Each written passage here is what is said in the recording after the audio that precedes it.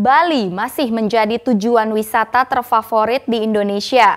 Pulau ini dijuluki sebagai surga dunia dengan sejumlah tempat wisatanya. Tapi kini banyak yang merasa kurang nyaman dengan surga dunia itu.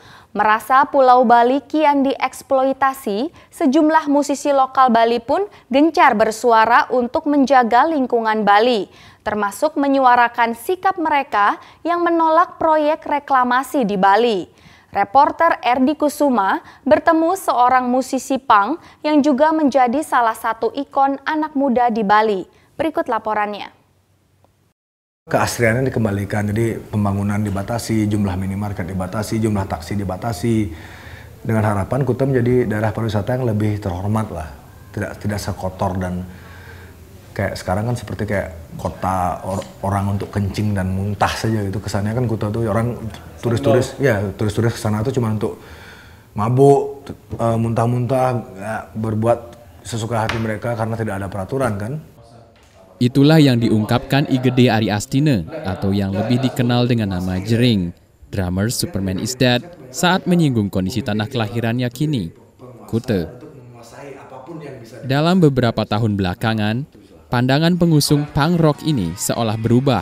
Dirinya bersama anggota bandnya kini lebih gencar mengkampanyekan nasionalisme dan isu lingkungan.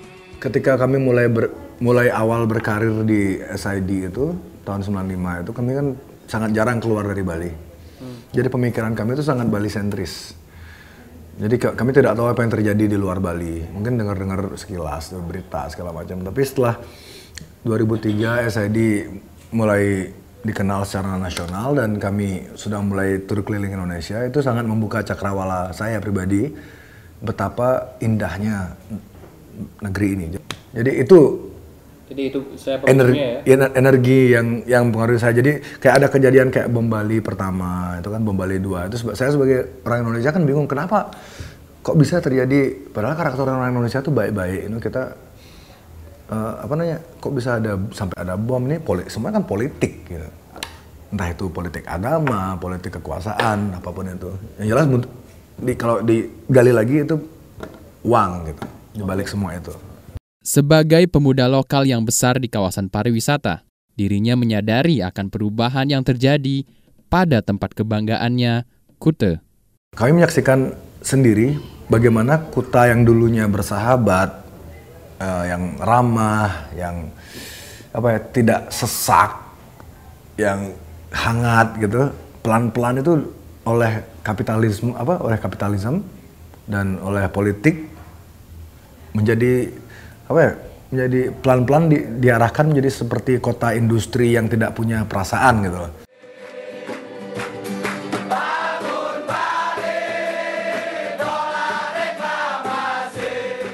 Setelah beberapa waktu sebelumnya giat berkampanye Bali Not For Sale, kini dia bersuara mengenai rencana mega proyek reklamasi Teluk Benua. Bersama musisi dan aktivis lingkungan di Bali, dia menolak rencana tersebut. Konser mini bertajuk Bali Tolak Reklamasi pun digelar hingga lebih dari 10 kali. Tetapi bukankah jumlah ini terlalu banyak untuk menyuarakan satu isu? Apa ini untuk mendulang popularitas? Studi kelayakan menyatakan tidak layak dan banyak elemen masyarakat dan elemen LSM yang menolak, tapi masih kekeh. Ini ada apa gitu. Nah itu kenapa sampai kami harus melakukannya berkali-kali, karena jika dibiarkan ini orang akan lupa dan budaya cepat lupa ini kan masih sangat dominan di masyarakat Indonesia kan. Dengan adanya rencana pembangunan destinasi baru, Jering menampik dapat membuka lapangan kerja bagi orang Bali. Semua justifikasi mereka selalu seperti itu. Kami akan menyediakan lapangan pekerjaan untuk orang lokal. Tapi kenyataannya apa? Orang Bali cuma jadi satpam, tukang kebun. Jabatan-jabatannya di atas yang isi pasti orang-orang luar Bali. Karena kami ya di Bali pendidikannya masih kurang kan. Edukasi kami masih terbatas, sementara kami harus bersaing dengan tenaga kerja dari luar daerah yang pendidikannya lebih tinggi. Otomatis kami tersingkirkan dan termarginalkan dan akhirnya cukup bahagia dengan menjadi tukang kebun atau satpam. Dengan fans dan follower yang mencapai ratusan ribu, Jering dituding memanfaatkan mereka untuk tujuan komersil dengan menjajakan produk distronya atas nama lingkungan. Tetapi faktanya, dia aktif menyumbang hasil usahanya untuk membantu pendanaan kegiatan Walhi Bali.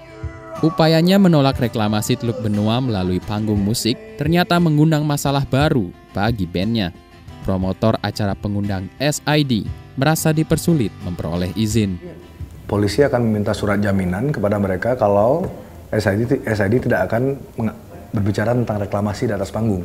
Sudah pernah kejadian? Sudah, berapa kali. Jadi panitia acara harus menandatangani surat kalau SID tidak akan berbicara tentang reklamasi di atas panggung. Dan itu benar? Maksudnya SID menjalankan itu? Iya, karena cara kami berjuang kan banyak. Kami juga harus realis juga kan. Kami juga perlu perlu menghibur penggemar kami, dan kami juga bisa menyuarakan penolakan reklamasi ini nggak harus di atas panggung saja, ada banyak jalan gitu. Lambat laun, pengaruh atas aksinya itu tidak hanya menimpa bandnya, tetapi juga pada pribadi Jering. Terus saya pribadi mulai diteror. Beberapa orang berperawakan seperti tentara itu mulai mendatangi tempat-tempat bisnis saya. Mereka nanya alamat rumah saya, mereka mencoba mencari informasi di mana saya tinggal. Selama ini Bali dikenal dengan keramahan dan keharmonisannya. Tetapi melalui aksi demonstrasi yang dilakukan, apakah Jering tidak khawatir merusak citra pariwisata Bali? Kalau saya sangat percaya sih ya, kalau orang-orang asing ini sampai tahu fakta-fakta yang terjadi di balik proyek reklamasi seperti ini, mereka justru akan berhenti datang, mereka justru akan stop datang ke Bali setelah tahu ternyata Bali ini sudah dieksploitasi berlebihan. Yang mereka cari ke Bali itu bukan mall, bukan gedung, bukan Disneyland, bukan McDonald's, bukan Starbucks.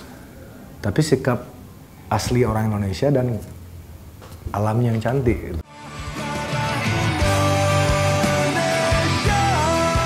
Sebagai pemuda Bali, Jering hanya menekankan agar Bali tidak tereksploitasi berlebihan atas tameng pariwisata dan mengajak segenap lapisan untuk mengembalikan kehormatan Pulau Surga ini.